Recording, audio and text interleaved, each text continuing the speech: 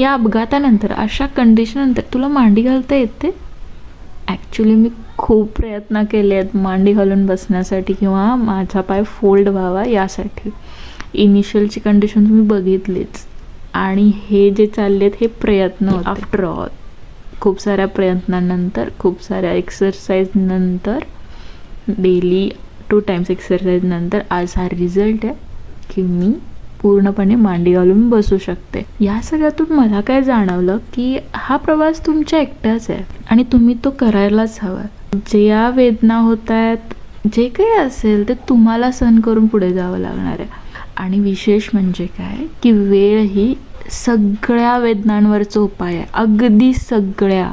आत्तासुद्धा मला हे जाणवतं आहे की त्या वेळेपासून जे मी प्रयत्न केलेत त्याचा हा रिझल्ट आहे की मी पूर्णपणे माझा पाय बेंड करू शकते. सांगण्याची गोष्ट इतकीच आहे, प्रयत्न करा, यश नक्की येतं आणि रिझल्ट तुमच्या अगदी समोर आहेत. तुमच्यातलं कोणी अशा प्रवासातून जात असेल किंवा तुमच्यापैकी कोणी असेल तर त्यांना माझी स्टोरी नक्की शेअर करा, फॉलो करा आणि कमेंट करा तुम्हाला हा माझा प्रवास कसा वाटतो. So thank you.